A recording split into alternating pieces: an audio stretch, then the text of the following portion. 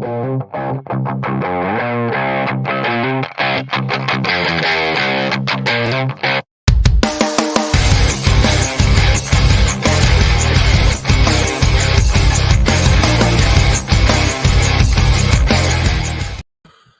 boys and girls. How is everybody doing? I hope you guys are doing fine. And I hope that today, like last week, since I'm going to be talking about the US government a little bit, something related to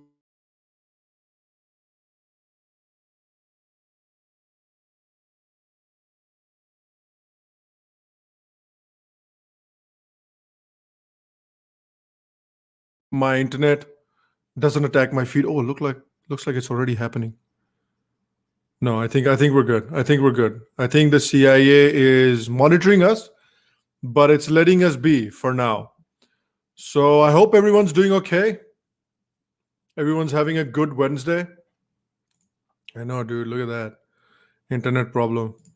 साला CIA पीछे पड़ गया यार. इनको पता बस कैसे चल जाता है? इतनी जल्दी इनको पता कैसे चल जाता है? That's the main question here. That's the real question. So what we're going to talk about today is obviously a report, right? There was a report that came out from CNN from Fareed Zakaria. A lot of people might know Fareed Zakaria. He's an American journalist of Indian origin, and he produces a show on CNN. He has his own show, which is called GPS by Fareed Zakaria. And he has recently done this report on India, which is based around a freedom index that was released by this organization, this research think tank called Freedom House.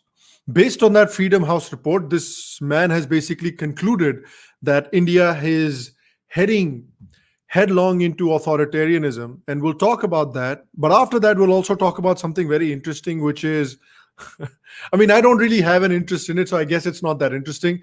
But I want to talk about some of the memes and related to it. So you guys probably have heard about the whole Meghan Markle and Harry talking to Oprah about the royal family. This is a bit of a meme in the Western world these days. I don't really have too much of an interest in it, but the memes that came out of it are actually pretty funny. So I want to share some of the memes with you. And Irish Times actually wrote a freaking amazing article about the entire royal family and the system of royalty in the United Kingdom. It's amazing. So you have to stick around and you have to watch that entire episode about, that entire part that I do about the royal family and the Irish Times article. It's absolutely amazing. You'll enjoy it. So stick around for that. So in the meantime, though, I think we should talk about this piece that was done by Fareed Zakaria. We'll go through the piece as usual. We'll go through the video and we'll pause it at times and we'll see what this gentleman has to say about India, about India's apparent descent into fascism and authoritarianism. And we're going to find out some very interesting things about Mr. Zakaria.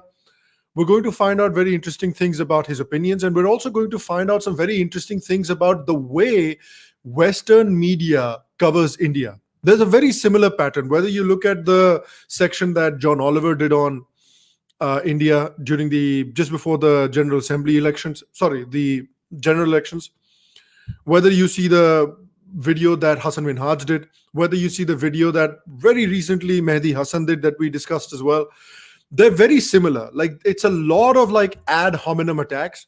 It's a lot of, those kind of logical fallacies. It's a lot of just making claims and not really backing up those claims with anything significant.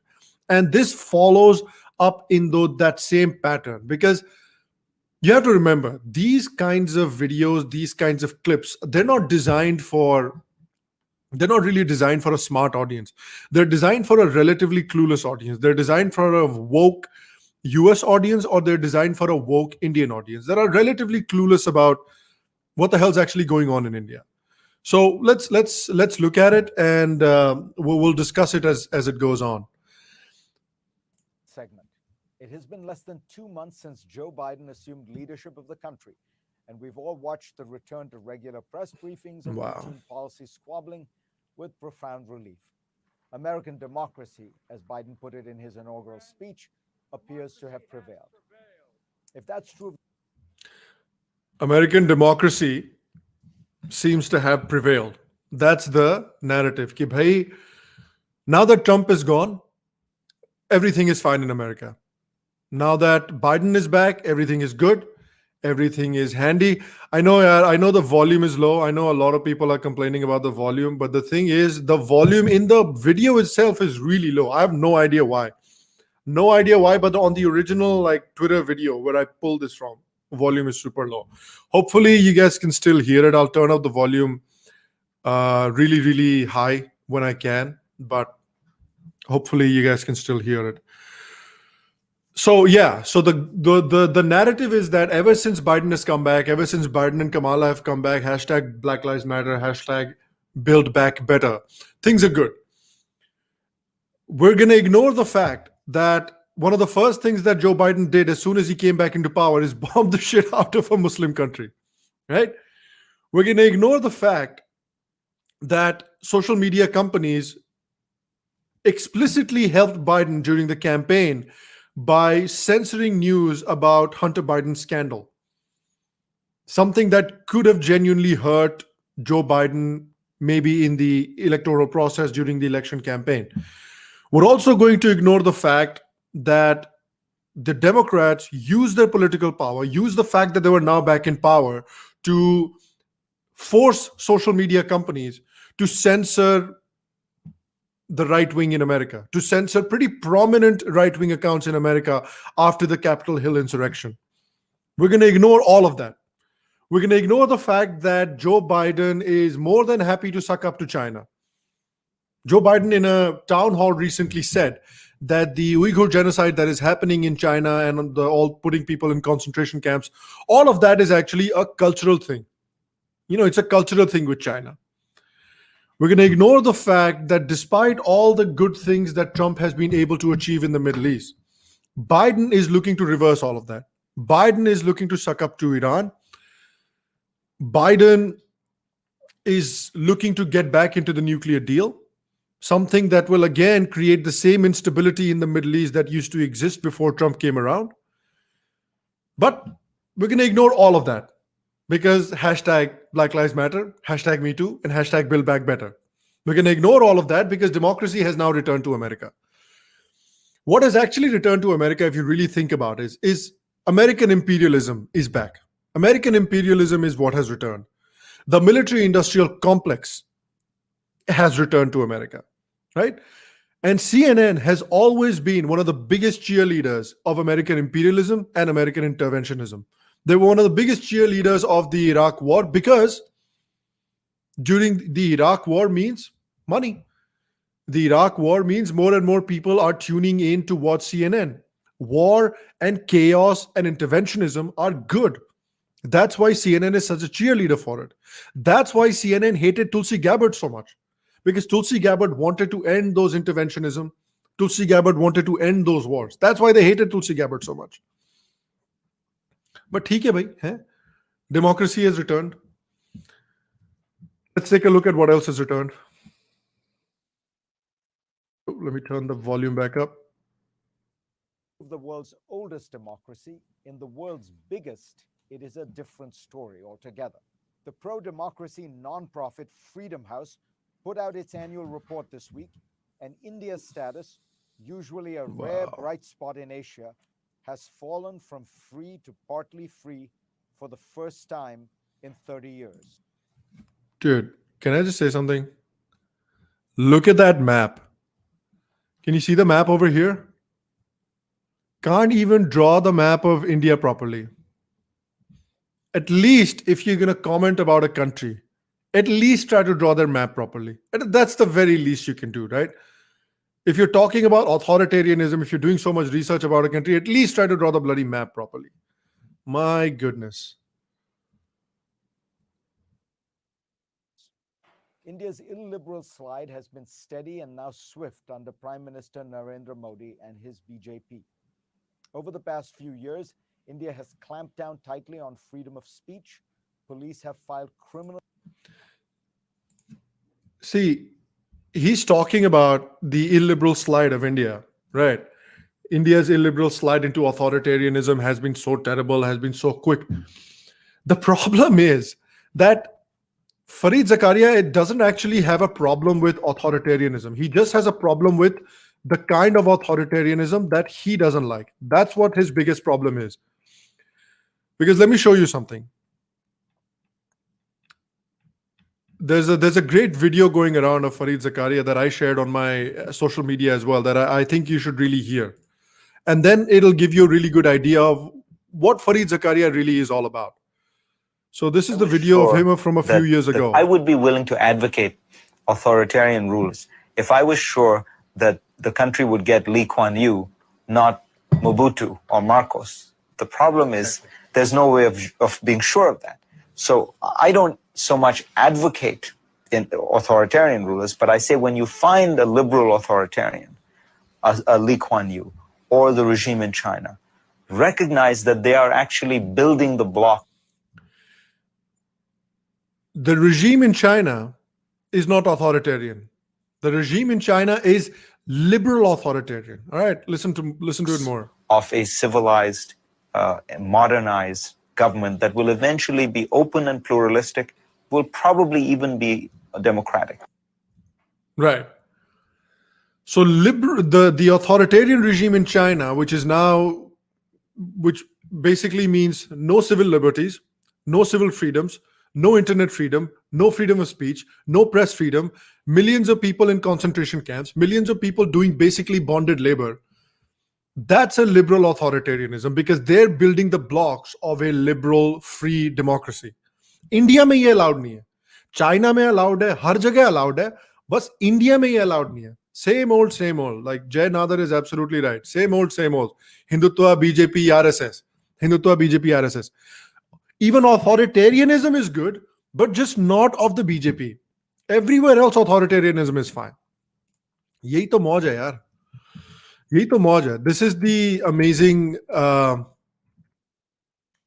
This is basically the amazing kind of analysis that you do, that you get paid millions and millions and millions of dollars for, and you get your own mainstream show on CNN. All right, let's keep watching. India has clamped down tightly on freedom of speech. Police have filed criminal charges against activists, journalists, and opposition politicians for merely criticizing the government under a colonial-era sedition law. Last month, a climate activist in her early 20s named Disha Ravi was arrested on sedition charges for doing nothing worse, it seems, than drafting and sharing a document in support of the ongoing farmers' protests. Seriously, dude. The document was later tweeted by Greta Thunberg. The police accused Ravi of attempting to spread disaffection against the Indian state. According to the research group Article 14, more than 7,000 people have faced sedition charges since Modi was elected Prime Minister in 2014. Okay. Let's come back to the whole freedom of speech thing, right? So yaar, usme to I agree with Fareed. I have been saying it on my show for a long time as well, that look, there is a serious problem when it comes to freedom of speech and freedom of expression in India. That has been the case the whole time the Modi government has been in power. That's a serious problem in India. No questions about it, no doubt about it. The real question arises though, how that even before Modi, for 60 years, the Congress party and the left had undisputed institutional power and political power in India, right? How have things changed or gotten worse so drastically from that time to today? That's the real question. How have things gotten so drastically worse that now everybody needs to talk about freedom of expression in India, right? We all know Nehru's history with these kinds of, with freedom of expression. In fact, there's an amazing I think there's an amazing tweet thread that Anand Ranganathan has done. Yeah, here it is. Let me show it to you guys. this massive tweet thread that Anand Ranganathan has done of hundreds and hundreds and hundreds of examples of how in Nehru, in the Congress party, Nehru had worked to shut down freedom of expression. Nehru had worked to shut down any criticism that was made of him. Same thing, obviously, we all know happened with Indira Gandhi as well. Indira Gandhi was infamous, obviously, for the emergency. वो तो हम सबको पता ही है. And then, obviously, even with Manmohan Singh, Sonia Gandhi, Rahul Gandhi, that trend of the Gandhi family and of the Congress party brutally suppressing free speech, that did not go away. Remember, it was the Congress party under Manmohan Singh that had created Section 66A of the Indian Penal Code, which is basically was trying to curb and control free speech on the internet. It was so bad that it was struck down by the Supreme Court in 2015 as being completely unconstitutional. So this is a problem that has existed for a very, very, very, very long time in India. The question becomes, look, book banning, articles banning, throwing activists and journalists in jail, all of this stuff was happening back then as well. All of this stuff has been happening for 60 years. Question becomes, yaar, how did this become such a serious problem all of a sudden? And the answer is, this became such a serious problem all of a sudden because now it's happening to the leftists. Earlier for 60 years, all this freedom of expression जो रोका जा रहा था वो इनके दुश्मनों का रोका जा रहा था. आज इनका रोका जा रहा है. आज इनके साथ भी हो रहा है. Now the right wing has also learned the game of how to misuse India's laws to shut down their opponents. Now they've also learned the game. तो अब ये भी भुगत रहे. Now they're getting angry कि यार हमारे साथ ऐसा क्यों हो रहा है. तब fascism की बात हो रही है. This is the entire hypocrisy of these people. That they had 60 years to fix this problem, but they did not want to fix this problem, and now it's happening to them. So now they're talking about this problem more openly. That's what's happening at the end of the day. And you're talking about, dude, sedition cases, right? Sedition cases aplenty were also filed during Congress's time. Everybody remembers this. You're asking why have more sedition cases been filed during Modi's time?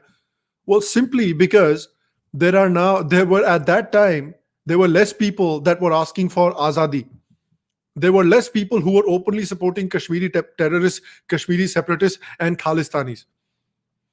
There were less people who were supporting violent actions during the Delhi riots and violent actions during the 26 January violence that happened around the Red Fort.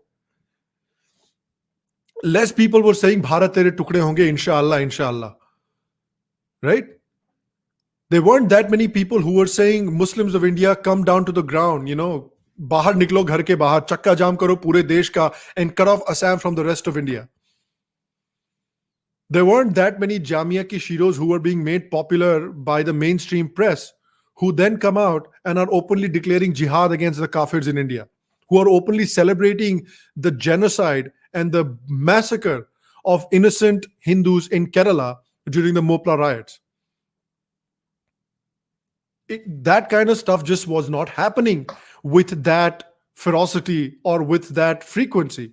That's why you're seeing more sedition cases. Now, look, I'm happy to talk about how this is a colonial era rule and, we need to probably update those rules and we need to amend those rules and edit those rules in some way. That's totally fine. But this is the reason why more of these laws are being used. Because you were happy to use those laws. You were happy to not change those laws. But जब आपको पड़ रही है मार, तब आपको बड़ी democracy की याद आ रही है. तब आपको बड़ी freedom of expression और freedom की याद आ रही है. That is what is going on at the moment. All right.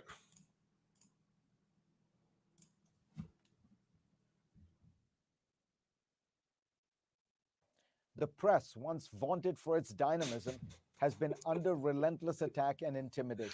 The New York Times reported in April that Modi used the pandemic to harangue media outlets into providing favorable coverage. His government has pressured outlets to fire journalists critical of its policies and to suspend features that critiqued it, the paper reported. A spokesperson for India's foreign ministry responded to the Freedom House downgrade on Friday. So again, speaking about media freedom, basically another allegation on Modi tends to be कि यार he is trying to obviously also bend media to his own will. He's trying to use the media to his advantage. He's trying to create, like a coterie of sympathetic journalists like Arnab Goswami, Sudhir Chaudhary, etc. And that's fair. That's fair. And I've already accepted that there is a serious problem with media freedom in India. But that problem again has existed for a very long time. That problem, bhaiya, has existed since independence, essentially. Because we talk about how Modi has cultivated a group of sympathetic journalists like Arnab Goswami and Sudhir Chaudhary, but we don't want to talk about how the Congress party had created this entire Lutyens ecosystem around them. How they also had a very big coterie of sympathetic journalists around them. People like Ravish Kumar, people like Punya Prasoon Bajpayee, Shekhar Gupta, Rajdeep Sardesai, Barkha Dutt, Sagarika Ghosh, Pranoy Roy. All of these people who were blindly sympathetic to the Congress party. All of these people who would never question the Congress party on anything. Unka kya hua bhaiya? This is the problem with this entire analysis ki bhaiya, they act like India has only existed for 10 years. That India has only existed since 2014. That's the acting. There is no taking into account the history of India. There is no taking into account the track record of various rights and various freedoms in India. वो सब तो हमको देखना ही नहीं है. आज की आज शुरू हुआ है ना इंडिया, है चू बैठे ना हम लोग तो यार. हद मजाक कर रखी है. And this Freedom House rating itself, I think it's important for us to take a look at this Freedom House rating itself and how people reach the ratings that they reach. तो freedom house कैसे calculate करती है कि India, whether it's free or it's not really free or it's partly free, how do you calculate these things? How do you do it? What is the methodology? So there's very little information available actually on what the methodology is. So if you look at it, here's basically what they've shared in terms of their methodology. Oops, let me share it with you once again. All right, here we go. This is their methodology. The 2020 edition involved more than 125 analysts, 40 advisors. The analysts who prepare the draft reports and scores use a broad range of sources, including news articles, academic analysis, reports from non-governmental organizations, individual professional contacts, and on-the-ground research. The analysts score countries and territories based on conditions and events within their borders during the coverage period. The scores are discussed and defended at a series of review meetings organized by region and attended by Freedom House staff and a panel of expert advisors. So they keep talking about these analysts and advisors and these experts, but they never really explain who are these experts? Who are these advisors? Who are these analysts? Kaun hai ye log? What is their background? What is their expertise? What are their political backgrounds? What is their political ideology? Have you made an effort to recruit experts and activists and analysts from both sides of the political aisle? Or are they only from one side of the political aisle? How have you chosen these experts? Who are these experts? We don't know anything. There's just no transparency in terms of how they've collected this information. That's the big problem here. That's why you are getting the kind of reports that you're getting that are very difficult to trust. That's the big problem here. And the big problem here is because if you're getting analysts and raters and these experts that are from only one side of the political aisle, that have only one kind of political ideology, then you're falling into something that's called rater bias. What is rater bias? Rater bias is basically an error in judgment that can occur when a person allows their preformed or preconceived biases to affect the evaluation of a situation or a person or a country in this case. And that's what's happening to a lot of these rating organizations as well, that they're suffering from rater bias. This is also happening to other organizations. For example, you might remember the what's it called? The journalists against something like that, right? The journalists against the Journalists Without Borders, that's what it was called. The Journalists Without Borders, they also had like this rating system that they had developed, and India was ranked really, really low. And a lot of people use that rating system to attack India. Ki dekho yaar, India mein freedom of press ki kitni buri halat hai, ye hai, wo hai, and everything. But again, if you look at their methodology as well, let me see if I can find their methodology. Yeah, here it is. If you look at their methodology as well, it's pretty much the same. So check this out. So in terms of their methodology as well, compiled RSF has developed an online questionnaire with 87 questions focused on these criteria, translated into 20 languages. Rah, rah, rah. The questionnaire is targeted at media professionals, lawyers, and sociologists who are asked to complete it. A team of specialists, each assigned to different geographical region, keeps a detailed tally of abuses and everything. Yeah, so again, they say कि भाई हमने journalists को use किया है. Again, 180 countries is determined by pooling the responses of experts to a questionnaire devised by RSF. And we come back to the same problem over and over and over and over again. Who are these experts? Where did you get them from? What are their political bona fides? Where are they from? What are their political leanings? None of that is actually explained in any of these ratings. And that's why I feel like it's very, very hard for us to be able to evaluate these ratings honestly. Another problem with Freedom House is that Freedom House, people are trying to give the implication that somehow Freedom House is this wonderful independent organization. But Freedom House is not an independent organization. Freedom House was actually created by Eleanor Roosevelt. It was created by the US government, and it is to this day funded by the US government. According to Sarah Bush, who is an assistant professor of political science at Temple University, she had said that research found that, this is from the Washington Post, she had said that research found that countries that were aligned with US foreign policy tend to receive better scores in Freedom House than in other prominent indicators, like polity. So, if you understand what it means that if you're willing to be a pet dog of US imperialism, then you are going to get a better rating. तब आपको biscuit मिल जाएगा Freedom House से. So basically, Freedom House is also being used as a foreign policy and a foreign policy propaganda arm of the US government. Because those that are allied or that are aligned with US foreign policy are getting a better rating, a more sympathetic rating from Freedom House. There's a report, I think, by Heritage Foundation as well. Let me see if I can find it for you guys. Yeah, here it is. There's a report from Heritage Foundation as well that had calculated how Freedom House is actually also biased against mainstream conservative parties in other countries. They had done a case study of 5 countries, 5 democratic countries: US, Great Britain, Israel, Denmark, and Poland. Freedom House had criticized all the conservative parties there. And in Denmark's case, they had said that the parliament is considering a series of bills that, if adopted, would further restrict immigrant and refugee rights and damage Denmark's reputation for liberal values. What did Denmark do basically to become such a right-wing fascist country? A ruling party spokesperson told CNN's Christian Amanpour that all Danish citizens and refugees receive free universal healthcare, education to preschool to university, elderly care, language training, all of that free of charge, paid for the government. The only demand that Denmark is making is that if you have the means to pay for your housing and your food, regardless of whether you're a Dane or a refugee, then you should do that. Similar laws also exist in Switzerland and in some German states as well. So is this that controversial? Is this that fascist? Is this that bad कि भैया हमको Denmark की freedom rating को downgrade करना पड़ेगा? That's what we are dealing with here. All right, let's keep watching this thing.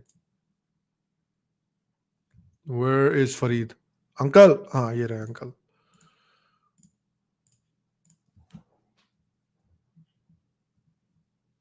Saying India has robust institutions and well-established democratic practices. We do not need sermons, especially from those who cannot get their basics right. A central thrust of the government's illiberalism relates to its efforts to promote Hindu nationalism, singling out India's Muslim minority. In December of 2019, the government passed the Citizen. How is the Modi government singling out India's minorities? This is another one that's used very commonly. कि भैया single out कर रहे हैं हम तो minorities को. Minorities are under threat in India. Why? Because any kind of intervention, whether it's a good intervention or a bad intervention, any kind of intervention with Muslim personal law is considered singling them out. हमने जब triple तलाक को ban किया था India में, which is a horrendous practice, which was destroying the lives of thousands of women, thousands of Muslim women, which is now saving millions of Muslim women from destitution and a bad life. Triple talaq ko ban karna, that's also singling out the Muslims. Remember, in India, Hindu women have full inheritance rights on the same level as men. But Muslim women still do not have full inheritance rights. They only have half inheritance rights. Muslim men in India are still allowed to have 4 bloody wives. But usme agar zara bhi intervention karoge, to that's singling out Muslims. That's targeting Muslims. Even though women are being treated like cattle over there. But that's singling out Muslims. Any kind of attempt to bring about the same kind of legal status between Hindus and Muslims, that's singling out Muslims. How? कल को uniform civil code भी ले आओगे ना, जिसमें कि सबको बराबर के कानून मिलते हैं. Everybody gets the same laws. Everybody gets treated equally under the eyes of the law. उसको भी ये साले बोल देंगे singling out. ये चाचा दिमाग खराब करके रखा हुआ यार तुमने. Citizenship Amendment Act, a law which allows a path to citizenship for migrants belonging to 6 different religions from nearby countries. The one group it does not set a path for, Muslims. There's actually a good comment over here that I want to share. Where is it?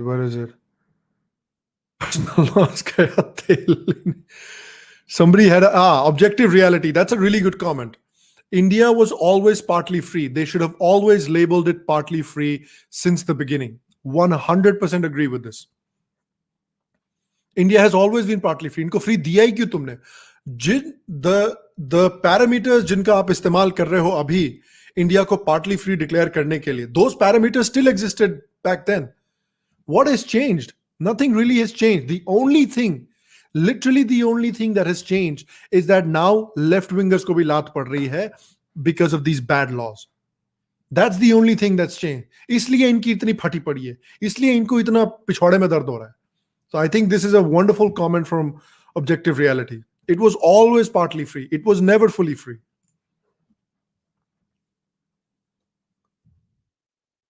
And there are hints of more discriminatory policies to come. BJP officials have spoken of instituting a national citizens register, Hindu nationalism, singling out India's Muslim minority. In December of 2019, the government passed the Citizenship Amendment Act, a law which allows a path to citizenship for migrants belonging to 6 different religions from nearby countries. The one group it does not set a path for, Muslims. Fair. It does not set a path for Muslims, but I think another question that needs to be asked is,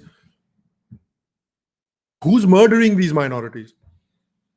Who are the ones that are killing these minorities? Who are the ones that are openly discriminating against these minorities? Who are the ones that are not letting these minorities live a life of peace, live a life of freedom in those countries? Who are forcing these minorities to then leave their ancestral homes, leave their countries, and then run off to India? Unfortunately, in many of these cases, it's common Muslims. Again, I'm not saying कि यार ये सारे के सारे Muslims ऐसे ही हैं. There are obviously progressive Muslims. There are obviously secular Muslims in all of these 3 countries. But the problem is, that progressive secular Muslims just are not a powerful enough bloc in these countries at this moment in time. They're just not powerful enough. They're not powerful enough to be able to fight the mullahs. They're not powerful enough to be able to fight the Islamists, fight the radicals, and win over the radicals. They just don't have that kind of power right now. So unfortunately, this is the reality that those minorities are facing. And again, it's very funny that Fareed is talking about, Mr. Zakaria was talking about how US democracy has been saved, right? कि US democracy तो बच गई जब से हम आए हैं power में, जब से हमारे बाइडेन चाचा आए हैं पावर में, तब से US democracy तो बच गई. US democracy में तो कोई प्रॉब्लम नहीं है. बट पीपल फॉरगेट कि भाई इंडिया को सिटीजनशिप अमेंडमेंट बिल के लिए, सिटीजनशिप अमेंडमेंट एक्ट के लिए गालियां पड़ती रहती हैं. But at the same time, the US also has acts like this. Despite the fact that now big bad orange man Trump is gone and nice man Biden is in power and hashtag build back better, that law is not gone away. That law is still here. And the law that I'm talking about is this law called the Lautenberg Amendment. I'm sure people have heard about it. This is from Swarajya magazine. So the Lautenberg Amendment clearly, here we go. Yeah. Was enacted on 21st of November 1989 and has been renewed annually by the US Congress since. The amendment provided special treatment to people from historically persecuted groups without requiring them to show that they have been singled out. That is, the members of these groups would not have to prove persecution even in their individual case. The amendment clearly specifies Jews, evangelical Christians, Ukrainian Catholics, or Ukrainian Orthodox who are the nationals from the former Soviet Union, Estonia, Latvia, or Lithuania. This law was expanded in 2004 to include Jews, Christians, Baha'is, and other religious minorities from Iran. Reportedly, nearly 100% of the Iranian religious minorities who traveled since 2004 to Vienna have been admitted into the United States. This law, this amendment, Zakaria ji, is still in place. This is still happening. At least the Citizenship Amendment Act, जिसको इतनी गालियां पड़ रही हैं, that is only geared towards people that are already in India, not even people that are going to be coming to India in the future from these countries.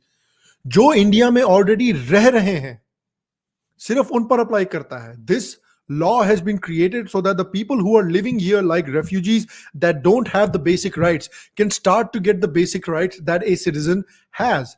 That's the only purpose of this thing. That's why it has been created. It is much, much, much more benign than this bloody Lautenberg Amendment. यही तो बात है. But नहीं, everything is good क्योंकि Biden आ गया ना. जब Trump था तब तो किड्स को केजेस में डाला जा रहा था. किड्स को अभी भी केजेस में डाला जा रहा है. But now they're called facilities instead of cages. अभी भी we're bombing the shit out of Muslim countries. लेकिन अब तो bombs पे तो hashtag Black Lives Matter लिखा हुआ है. Bombs पे rainbow flags लगे हुए हैं. तब तो bombs अच्छे हैं. जिस तरह से सर्फ एक्सल कहता है ना, दाग अच्छे हैं. उस तरह से कमाला चाची कहती है हमारी, bombs अच्छे हैं. My goodness. All right, let's see what else Chacha ji has to say.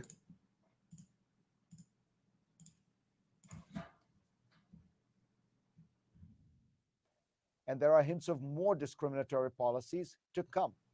BJP officials have spoken of instituting a national citizens register in which every Indian would have to establish proof of their place of birth.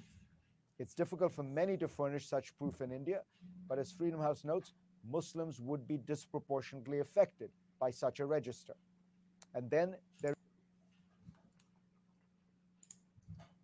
This probably, dude, is the best, worst, but the best example of completely forgetting history, completely forgetting facts when it comes to Western journalism towards India. Western journalism towards India apparently only starts in 2014. 2014 के बाद से India exists as an entity and then Western journalists start focusing on it. And this National Citizens Register, this NRC and the discussion around it is probably the perfect example of it. Because number one, NRC has not been passed in the rest of the country, right? NRC only exists in Assam right now. And NRC was promised to the people of Assam under the Assam Accords by the Congress government, not by the Hindutva BJP, by the Congress government. The Supreme Court had directed the government to build detention centers in Assam much before the BJP came into the picture. In fact, the Congress party had even built 3 detention centers in Assam already, even before the BJP even got to Assam, came to power in Assam. लेकिन उसके बारे में हम बात ही नहीं करेंगे ना, because हमारी तो हिस्ट्री शुरू अभी से हुई है.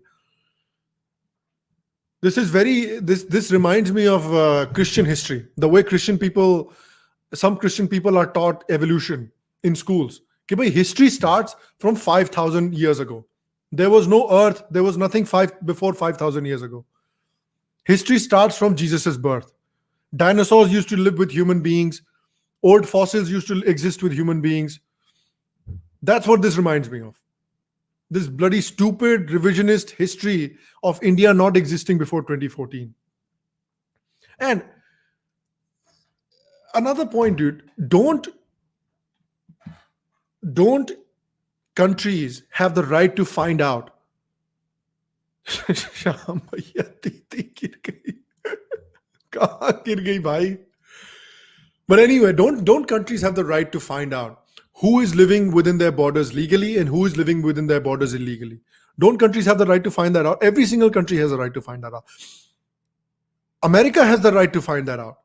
America has the right to get rid of people who are in their country illegally, as long as they're the right ideology. Remember, Obama used to be called deporter-in-chief. Yaad rakhiye.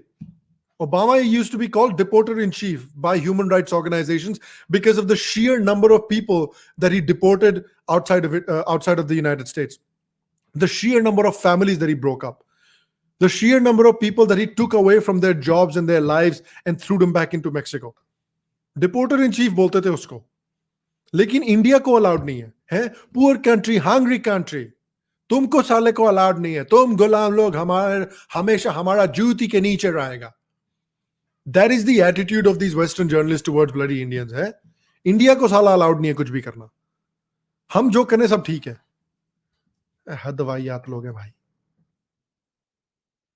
Affected by such a register. And then there is Kashmir. Jammu and Kashmir was India's only Muslim majority state. I say was because in August 2019, the central government hurriedly passed legislation that stripped Kashmir of its statehood and its special autonomous status under the Indian Constitution. And under a harsh security crackdown, thousands of people in the state were preventively detained. Freedom House tallies Kashmir separately than the rest of India. Why? In 2020, Kashmir's score plummeted. Currently, it is rated as not free on par. Dude, look at this graph. Apparently, Kashmir was considered partly free in 2016, 2017, 2018, 2019, and now it's not free. First of all, why are you tallying Kashmir separately? If you're tallying Kashmir separately, then tally every single Indian state separately.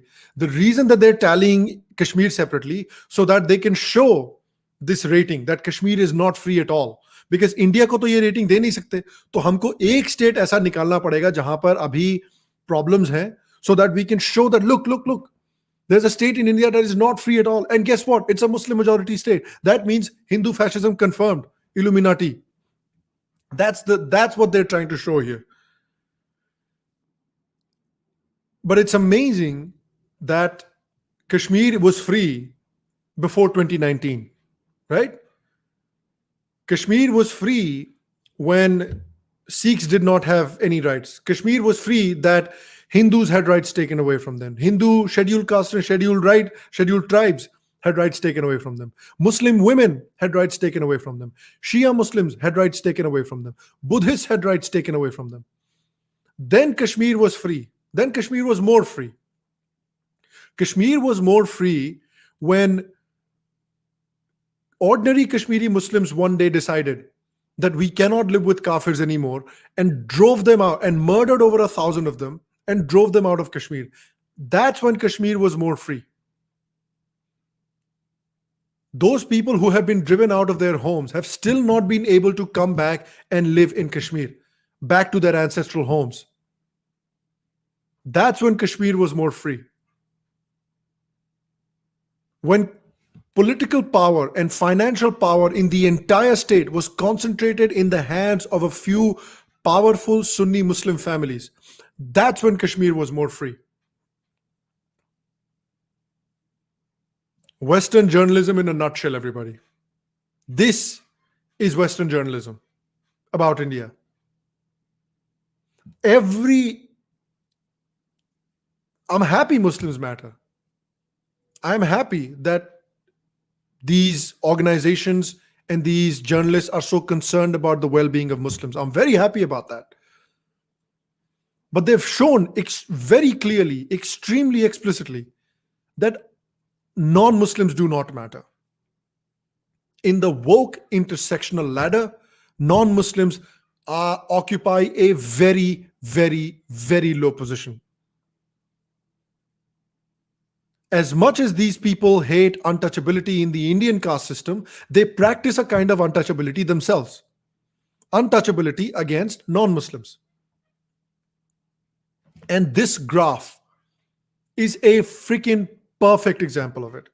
Absolutely perfect example of it. Par with dictatorships and police states. The Indian historian Ramachandra Guha argues in a recent article in the journal Liberty. Oh my God, this that guy. the beauty and radicalism of the nationalism of India's founding fathers is that it was not tied to any single faith or language. It exalted in India's diversity. India has fallen short of its democratic ideals before Modi, but rarely has it fallen so far, so fast. Nehru's secularism was not tied to a religion. Of course, it was tied to a religion. Excuse me. It was tied to the religion of secularism and socialism. It was tied to the religion of minority appeasement. It was tied to that religion because very clearly we could see that even though people said in India कि भाई we are a secular country, हम secularism से प्यार करते हैं, धर्म निरपेक्ष हैं, ऑल ऑफ दैट, उसके बावजूद इंडिया में अलग अलग लॉ बोर्ड्स दिए गए अलग अलग रिलीजन्स को. उसके बावजूद स्पेशल प्रिविलेजेस दिए गए थे मुस्लिम कम्युनिटीज को, माइनॉरिटीज कम्युनिटीज को under article 29 and 30. Muslim communities and minorities communities were given complete and full rights to manage their religious institutions however the hell they wanted. Hindus did not have that right. Blasphemy laws were created in India to protect the feelings of the Muslim community. That's why these laws were created in the first place. Remember the history of the blasphemy laws in India. The blasphemy laws in India में create किए गए थे ताकि इस्लाम की criticism को रोका जा सके. The problem is, again, the problem for these leftists and the problem for these liberals is that यार अब हिंदू ये गेम सीख गए हैं, अब राइट विंगर इस खेल को सीख गए हैं. They have now learned the rules of the game and they are now playing the game better than you. That is the problem here. अगर आप honest होते तो उन blasphemy laws को पहले ही हटा देना चाहिए था. अगर आप honest होते तो यूनिफॉर्म सिविल कोड पहले ही ले आना चाहिए था. But you were not honest. You were enjoying that power. You were enjoying that uncontested, unquestionable institutional and political power. अब फटी पड़ी है आपकी क्योंकि अब गेम ही बदल गया है. वो पाकिस्तानी लड़का कहता था ना, वक्त बदल गया, हालात बदल गए, सब कुछ बदल गया. वही हालत हो रखी है अब लेफ्टिस्टों के साथ. तब इनकी फटी पड़ी है. I have tried to be consistent on my show about freedom of speech कि यार देखो freedom of speech हमको सबके लिए चाहिए, सिर्फ right wing के लिए नहीं चाहिए, सिर्फ left wing के लिए नहीं चाहिए. We need it for everybody, but that is not what these leftists believe. That is not what they believed. That is why we are in the situation that we are in today. It is their fault. A large percentage of the blame has to be put on those people. And हमारे ज़कारिया चाचा कह रहे हैं कि भैया India has fallen short of its democratic ideals before, but not this quickly. चाचा emergency भूल गए हैं? इमरजेंसी हुई ही नहीं थी. Obviously इमरजेंसी ही भूल गए क्योंकि I think there's a little known fact that people don't know about Fareed Zakaria is that Fareed Zakaria is the son of Rafiq Zakaria. Rafiq Zakaria who was a senior Congress party leader. तो इसलिए इनको BJP के पहले की history नहीं पता क्योंकि BJP के पहले की हिस्ट्री इज कांग्रेस पार्टी. तो इनके पिताजी कांग्रेस पार्टी के इतने वरिष्ठ लीडर हुआ करते थे. So he doesn't want to talk about Congress party. He doesn't want to talk about the problems that used to exist back then. इसलिए इनको सिर्फ 2014 के बाद की याददाश्त है. ये स्पेशल तरीके के गजनी है. इनको सिर्फ पिछले 7 साल का हिस्ट्री याद है, उसके पहले की हिस्ट्री इनको नहीं याद है. This is a special kind of memory loss disease. If he goes after Congress party, then he has to go after his own dad as well. But ये थोड़ी करेंगे भैया. यही तो मौज है, यही तो मौज है. And I like that these kinds of segments are being produced because A, it completely exposes Western journalism, especially Western liberal journalism towards India. See, India is rising to meet her destiny. I hope and I will always fight that India meets its destiny through democratic means. But India should not and will not be dictated by people and media organizations and journalists who are sympathetic to administrations that bomb the shit out of innocent civilians in Muslim countries. Administrations that illegally have toppled legitimate governments around the globe. India will not be lectured by journalists who are sympathetic to that administration about freedom, about democracy, and about responsibility. Please, chacha, ab rehne dijiye. And the more such kind of nonsense articles and nonsense videos and nonsense hit pieces are made, the more people will rally behind Modi. The more people will say कि यार ये तो पूरी तरह से साले biased है. तो आप करो, जितनी unfair criticism करनी है करो, जितना history को ignore करना है करो, जितना bias करना है करो, जितना facts को ignore करना है करो. Good. At the end of the day, this bias is only going to help Modi. That is what's going to happen. We have to have our own ratings for countries, news organizations, and journalists. Dude, I totally agree. Indian government to just create a rating, साला जिसको पसंद नहीं करती है उसको गंदी rating देना शुरू कर दो. I think that's a very good way of doing it. So I want to ask you guys as well, like, did you get a chance to watch this video before you watched it here? What were your opinions about this video? Do you have any questions about, this video, anything like that? Let me know if you have any super chat questions relating to it. Let me know and we'll cover it as well. Thing with these guys is, right, even with the United States administration that is growing increasingly friendly with India. I think Sunanda Vashisht on Twitter had a very good thread about this. Let me see if I can find it. Yeah, here it is. She had a very good thread about this. That look, it's somewhere over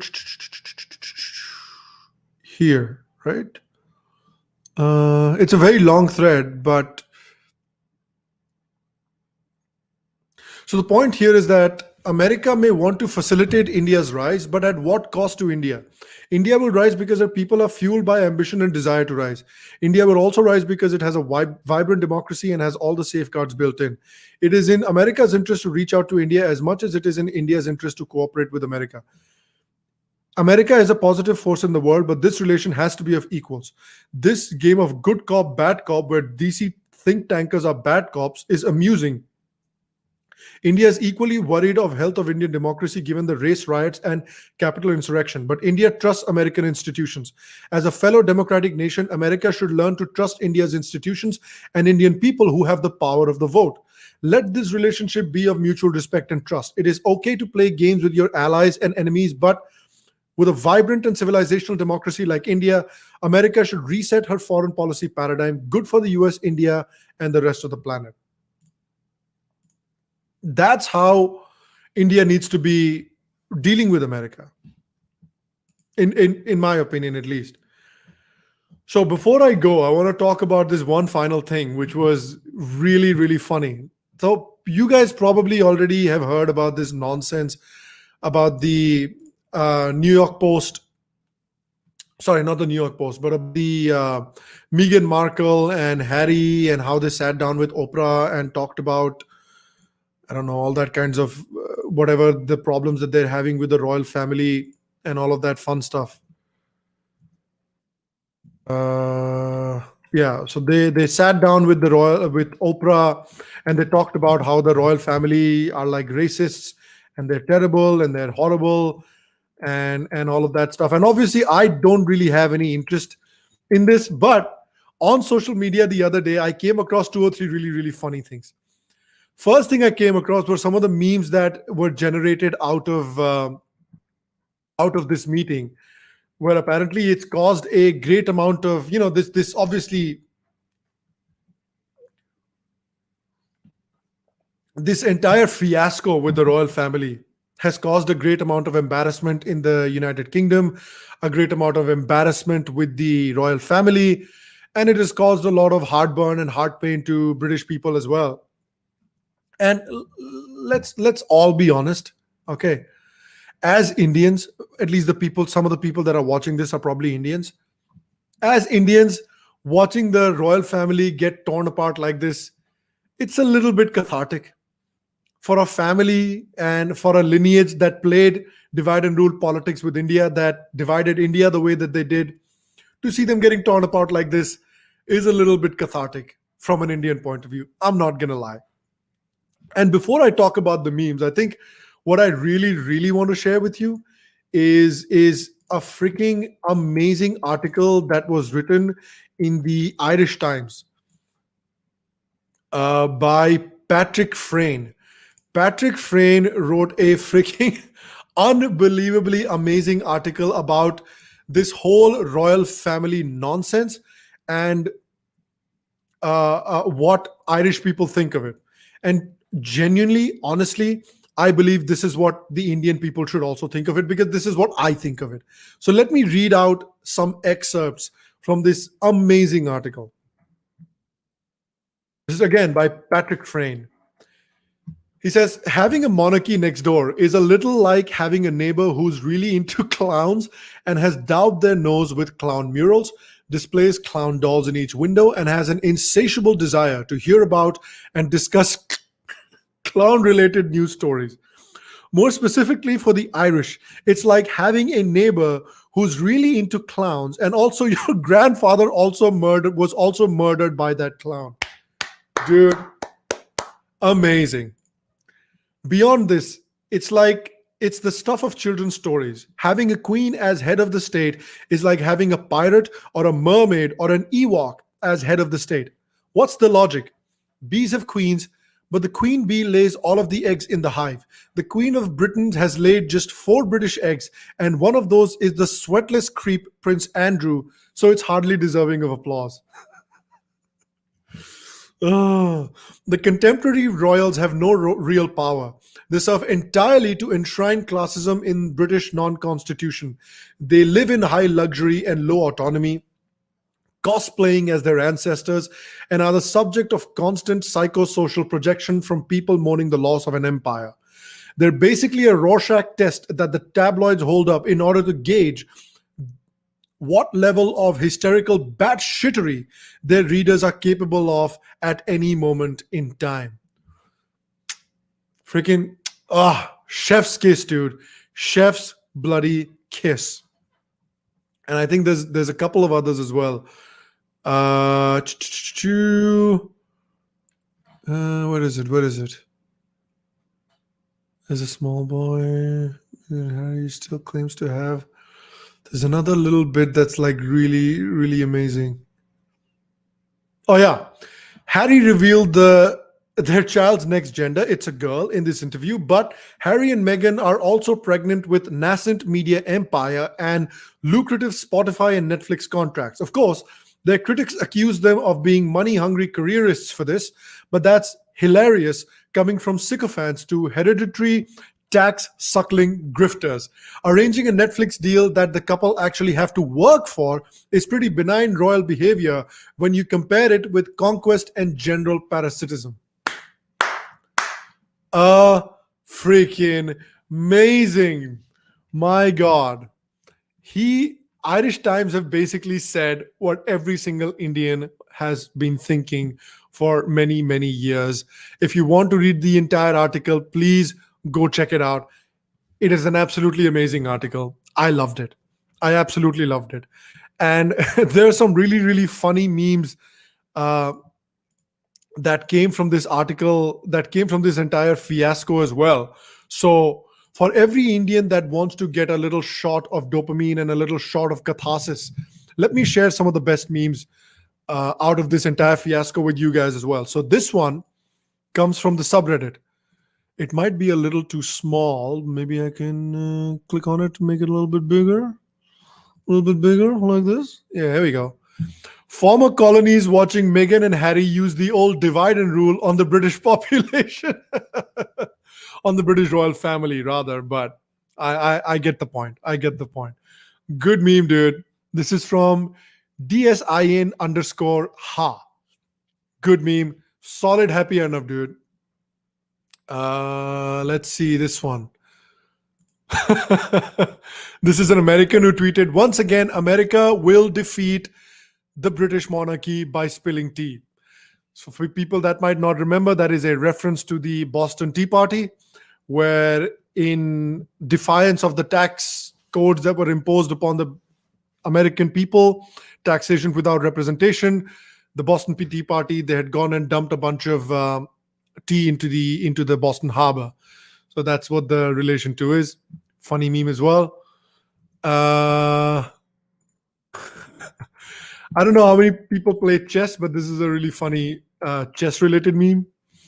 This is from Brian Yang on Twitter. Legitimately, the queen can only move diagonally. We'd ask her to walk straight towards us, and she would refuse. That's a good meme as well. This one is from Dana Schwartz. The American legal drama procedural Suits 2011, collapse of the British monarchy. Yes, more memes about collapse of the British monarchy. Let's go. Good stuff, dude. Very, very cathartic. Very, very cathartic as an Indian. This is from Bored Panda. This meme is millionaire royals, billionaire celebrity discussing oppression from an idyllic villa. That's true. That's true. They're so oppressed, man. I hope the $50 million that they're gonna get in inheritance, I hope, they're able to live good, decent lives with that. This is from Nick Sampson. Every morning, Prince Philip walks through Buckingham Palace naked. And all the servants have to cover his penis with sausages and bananas, like in Austin Powers. So good. Good memes. Oh yeah, and this was my favorite one. So I gotta play the sound for this. This is from, I think, yeah, watch this. This is if the Meghan Markle and Harry interview was an Indian soap opera. All right, that's the premise of the meme. If the Meghan Markle and Harry interview was a soap opera. Silent or were you silenced?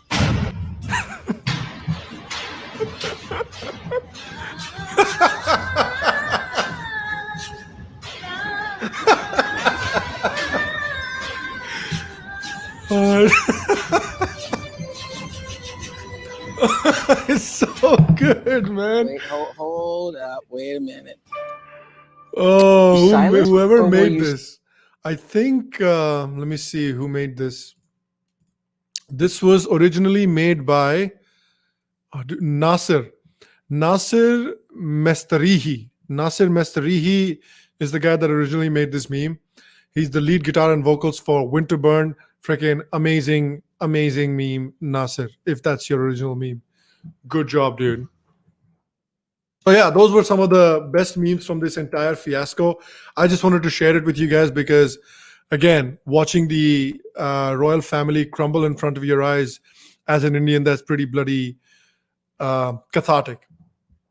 Let me see if I can take some questions before we get the hell out of here today, guys. Because I did get a bunch of super chat questions that I did not have a chance to take yet.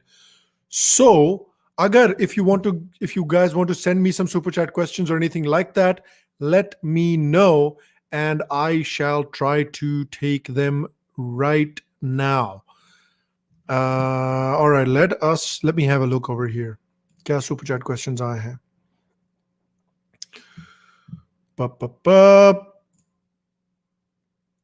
All right, there's a few here.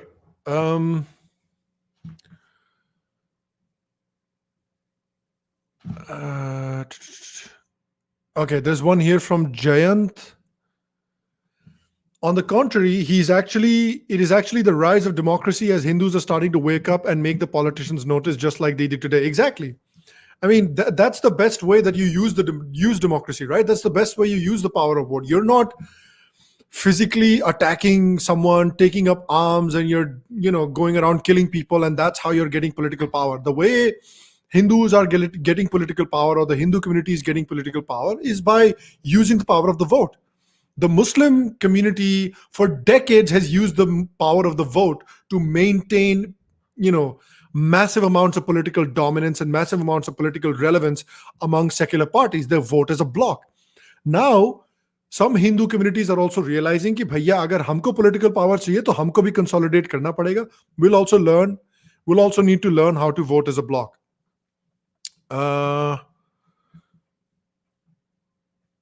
Hey Sham, I agree with you with almost on every. This is from Akash Garg. Hey Sham, I agree with you almost on every topic. Why not have a debate with other channels like Dhruv's, Akash's, and Soch? Yeah, I'll be open to it. I'll probably be open to it. I don't necessarily have a problem with having a debate with them. How fruitful that debate will be, I suppose, is another question, especially with somebody like Akash Banerjee, who pretty much only deals in ad hominem. Pretty much. It's going to be difficult to see how beneficial it'll be. But again, I'm open to it. Akash. Jahangir Gotla also asks, what about sympathetic appeasing politicians for the last 60 years and forever in Jammu, Kashmir and West Bengal? Show Khalistan in West Punjab. Exactly, bro. That has been the big problem. Appeasement politics has been the big problem. Jab tak appeasement politics chal rahi thi, jab tak these leftists had complete, unadulterated, unquestioned political and institutional power, tab tak bhaiya hamari democracy mein koi problem nahi hai. Now that their unquestioned power from institutions, from the political sphere is now gone, ab inko democracy khatre mein aa rahi hai.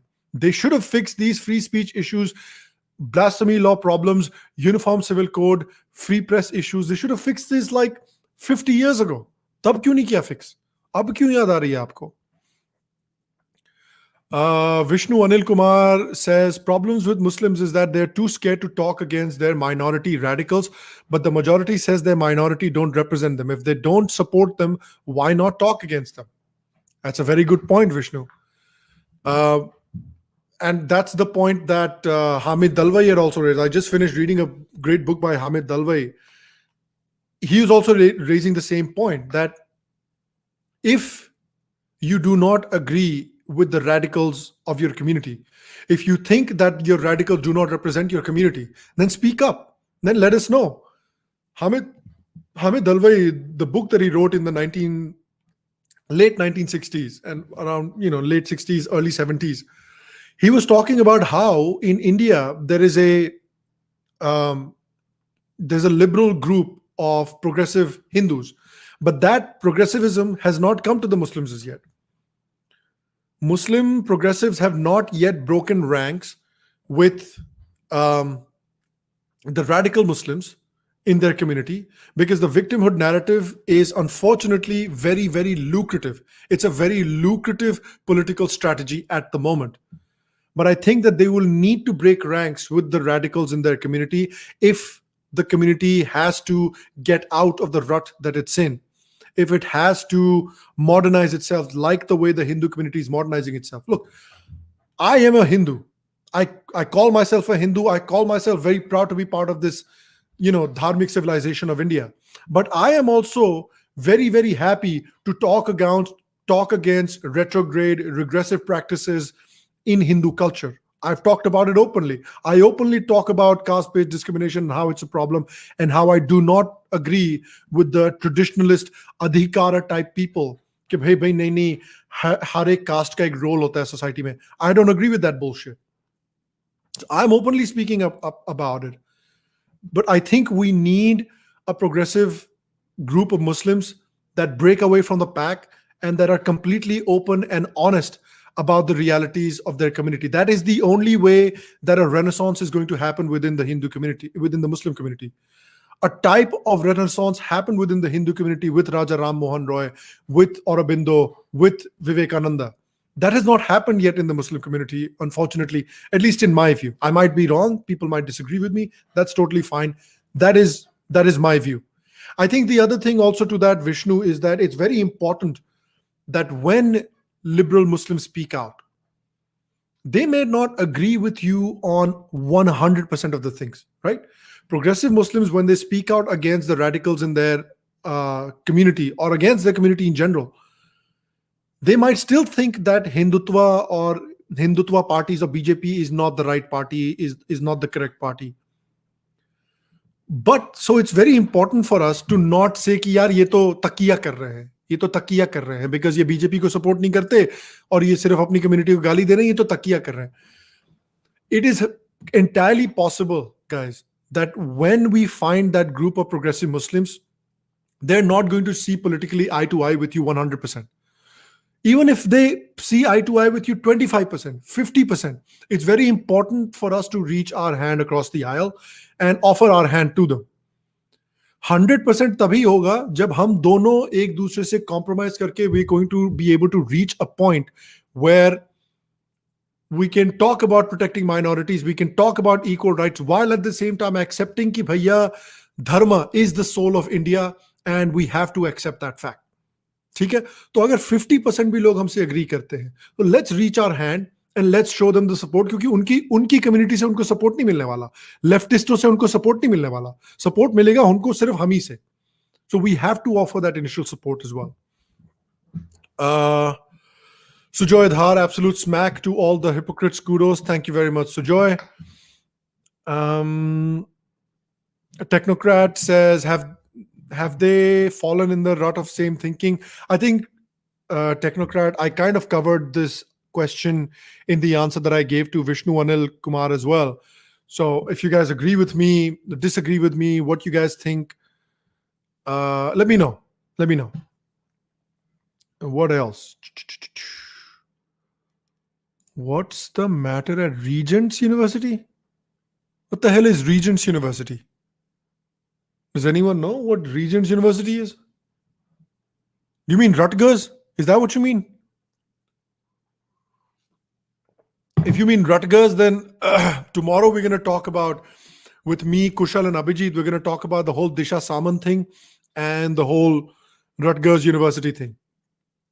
About how in woke culture, in woke intersectional culture, you only give a shit about people that are high up on the intersectional ladder. You don't give a shit about people that are low on the intersectional ladder. So we're going to talk about that tomorrow. So if you want to know more about what's going on with the Rutgers University thing, we're going to discuss it then.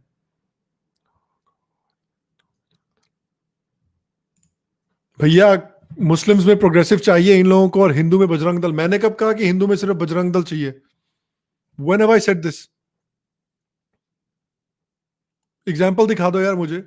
I have said कि यार organizations like RSS, not Bajrang Dal, I said organizations like RSS serve a very, very, very, very important purpose in Hindu society, because RSS organizations like that were formed when Hindu society was not united. So Sangathan and unity, creating a unity in Hindu society, was a very important goal. What's the problem with that? And RSS, if you look today, RSS have pretty bloody progressive views on homosexuals. They have pretty progressive views on women. They have pretty progressive views on minorities, Muslims. You show me which, quote unquote conservative Muslim body has such progressive views on women and LGBTQ and other minorities in other countries. दिखा दो मुझे. कमाल की बात करते हो यार. No, still wear Man City cap. मेरा दिमाग खराब है, मैं Man City का कैप पहनूंगा यार. कमाल की बात करते हो तुम लोग हैं. Man City को ओन कौन करता है वो तो देख लो. Who owns Man City? No, thank you. I don't want to support bloody नकली oil rich money. Man City is an oil rich basket case. उनको एक sugar daddy मिल गया है तो वो इतने successful हो रखे हैं आजकल. Look, Man City fans piss me off. Do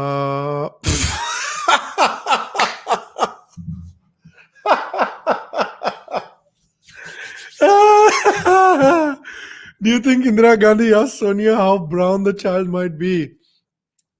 Dude, amazing. That's a great comment. Maybe.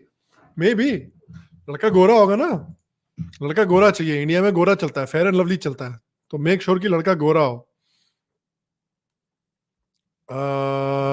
Okay. Any other questions? No other questions so far, right? I think we were able to. यार abuse मत करो यार जबरदस्ती. I have not been able to monitor the live chat as much, but please don't abuse each other. अगर कोई आता है, if somebody is expressing their views, if somebody is saying कि वो they don't agree with me, तो आने दो ना, बोलने दो उनको, क्या तकलीफ है? बोलने दो. We want people to speak. Just make sure that you don't abuse. As much as you want to disagree with me, I have no issues with that whatsoever. बस अब्यूज मत करो. अब्यूज करोगे तो ऑब्वियसली ब्लॉक हो जाओगे यार. और अगर किसी और मेरे को अब्यूज करना है तो करो, कोई पंगा नहीं है, बट दूसरों को अब्यूज मत करो. People that are in the live chat, that are participating in the live chat, don't abuse them. ठीक है? Just be try to be civil, man. Can we join hands with the woke liberals and go crazy to take down the royal family just for the lols? Yes. That is one place where I am 100% in agreement with the wokes and their social justice warriors. Let us join hands with the wokes. Let us join hands with the social justice warriors. Today, the social justice warriors are my brothers and sisters. We are joined together in laughing at the royal family. We are joined together in LOLing at the royal family. We are joined together at LMFAOing at the royal family. Yes, I 100% agree. Let's see. Any other questions? How will Biden's March 8th executive order allowing criminals to vote and directing federal agencies to promote mail-in, absentee, and drop box election fraud affect Bharat if Democrats are the only one? Democrats are the only one what? The Democrats are the only ones winning elections? I mean, look, it obviously helps Democrats. Mail-in ballots definitely help Democrats because Republicans like to go and vote in person. But I don't know if that's going to be the case forever going forward. I think in general, in the next elections, people will start going back outside. And even if it's mail-in ballots, look, dude, the conservatives and the Republicans will start realizing कि ठीक है, अगर आपको mail-in ballots का game ही खेलना है, तो we're also ready to play that game. I don't think that Democrats are going to be the only ones winning elections. I think that there's going to be a pretty strong fight back from the Republicans in the 2022 midterms, right? 2022 midterms. There's going to be a pretty significant fight back. And I think there's if they can find a couple of good Republican leaders, not bloody Trump, some other good Republican leaders that can rally their base and that they can steal some, purple people from the Democrats as well. I think they have a real chance. I don't think Democrats have like the next few elections in the bag or anything like that.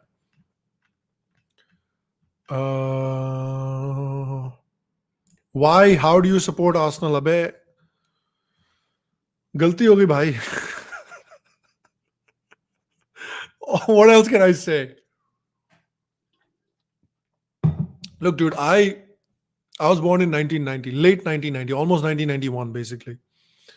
I started watching sports, particularly football. I started watching around like 1996, 97 is when I started watching sports. I was still very small, obviously, but that's when I started watching sports. And I used to watch Ian Wright. Ian Wright was a great player I used to really like.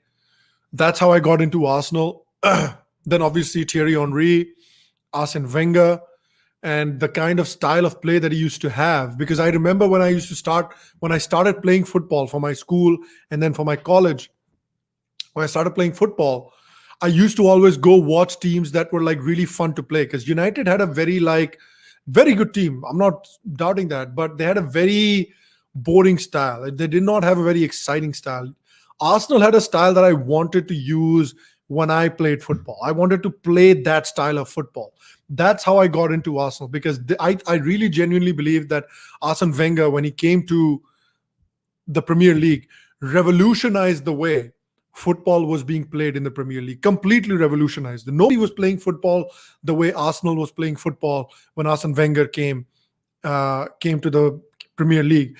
Despite the winnings and all the title wins and all of that stuff, wo side mein rakho. Just the way football was played, it was beautiful, man. Joga bonito. That's what it was. It was absolutely gorgeous, and that's why I fell in love with Arsenal in the first place. But at that time, Arsenal was lovely. Now Arsenal is an albatross and a millstone around my neck. It's like my original sin. Oh, Christians ka original sin hota hai na. Arsenal is my original sin. Latka hua main Arsenal ke saath. Please listen to Meghna, guys. Stop spamming. ठीक है? आज Blinky है नहीं तो तुम लोग साले spam बहुत कर रहे हो. Stop spamming. Don't worry, I'm not a Man City fan. I'm a Liverpool fan. I have respect for Liverpool fans. All right, respect for Liverpool. That's the only other English team that I respect. I have a lot of respect for Liverpool, even though Liverpool fans can be a little bit insufferable and full of themselves sometimes. But I have a lot of respect for Liverpool.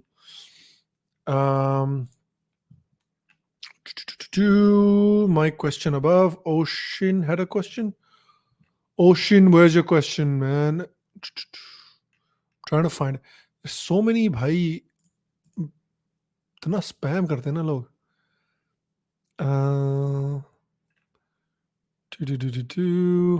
इतने सारे spammers हैं यार, हैं मरवा के तुमने यार दिमाग खराब करके रखा हुआ है इसका. Let me see if I can find your super chats. If I've missed anyone's super chat, let me quickly see before I get out of here. Let's see किसके super chat miss किए मैंने.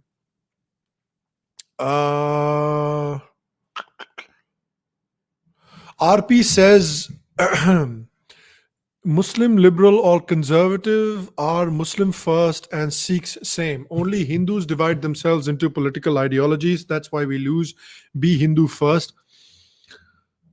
Sure. I understand the point that you're making, but we're criticizing the Muslims for what they're doing, right? Putting their narrow exclusivist religion before their inclusive, pluralistic culture and civilization. That's what we are seeing.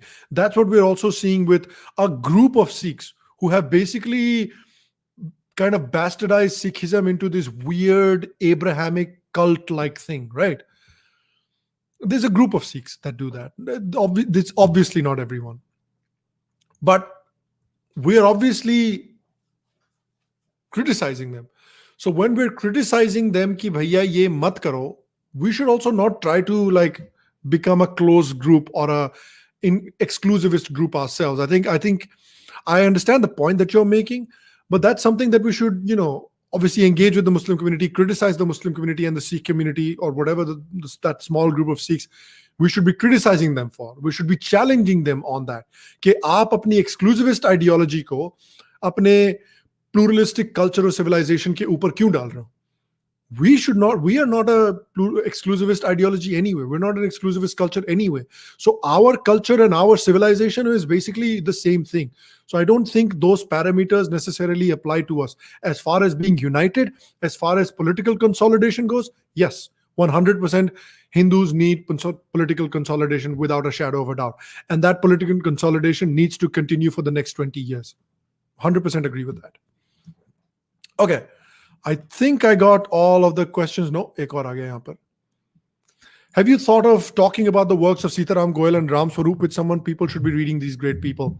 That is a very good point, Sri Hari. And for people that do not know, I want to make a quick announcement that I am starting a Patreon-only series. A Patreon-only series which is going to be called Book Review. So basically what I do in this series is that every month I'm going to be sitting down with my patrons and I'm going to be discussing a new book. So this weekend on Friday evening, I'm going to be discussing a book that is written by Vikram Sampath. It is the book that he has written, Echoes of a Forgotten Past, about Vinayak Savarkar. So it is a biography of Veer Savarkar. So today, so on Friday night in India, Friday morning in the US, Friday night in India, I'm going to be on live with the patrons, and I'm going to be discussing, excuse me, and I'm going to be discussing that book, my thoughts on the book, whether people should read the book or not, whether I recommend the book or not. And then I'm going to go on Discord in the voice chat, and then I'm going to have a live discussion with the patrons on that Discord voice chat about the book as well. So every month I'm going to try and cover a new book. So hopefully, like you're saying, Sri Hari, hopefully I'm going to be able to discuss all these great books by great authors like Sitaram Goyal and Ram Swarup and all these people as well. Every week or every month, I'll try to highlight a new book. So hopefully in the due course, we'll be able to build a catalog of these great books about India and these great books from the non-left. So hopefully you guys like that idea. And if you'd like to be part of that book review discussion, of that book review session, if you're not a patron, if you're a patron already, then you'll have access to it. But if you're not a patron, then you can obviously click on the link in the description, become a patron of the show, and be part of that book review as well. So hopefully that answers your question, Sri Hari. Other than that, guys, I will see you for the next episode. Abhi ek aur sawal aa gaya. Put out about how gender is not anything more than a chromosomal difference. I was concerned with this tweet. Ranga sir put out that how gender is not anything more than a chromosomal difference. Would you be interested in doing a podcast on this? Like, how do you mean that the podcast on the fact that gender is like a social construct? Look, I believe that sex is, biological sex is a thing. I believe that it's a real thing. That's a scientific fact that biological sex is a real thing. I also believe that, look, there are people that fall on a spectrum, right? There are people that are trans, there are people that are asexual, that are not attracted to anyone, but some are attracted to some people romantically, not sexually. It's a very small fraction of the population, but there are some people that fall on a bit of a spectrum. And if they would walk up to me and they say, look, I want to be addressed as he, she, they, whatever, I'm happy to do that. I can believe that biological sex is a real thing, while not being a dick and saying that, no, even if you want me to call you a she, I will call you a he because I'm an asshole. I'm happy to do both, right? It's possible to do both. I mean, I don't know if this is necessarily a podcast topic, but I do want to have Anand on the show at some point. So I'll probably get him on the show at some point and we're going to discuss a bunch of stuff. So keep an eye out for that space. Other than that, guys, it is not actually talked about. You know what? Maybe if you feel that way, then I think it will make a good topic for discussion. I suppose you're right. We could probably talk about that. So yeah, if I get him on, we will probably bring that up. Thanks for the suggestion, Ocean. Thank you. All right, I think that's everything. Keep an eye out for tomorrow. Tomorrow night, as usual, I am online with Kushal and Abhijit. We're going to be discussing the whole Rutgers University thing, and we're also going to be discussing the case of Disha Samant. So if you're interested in hearing our thoughts about that, join us tomorrow. Like, share, subscribe, comment, help this video get to more and more people, help this channel get to more and more people. As usual, I will see you tomorrow for the next episode. And until then, stay happy, stay healthy, and I will see you guys tomorrow.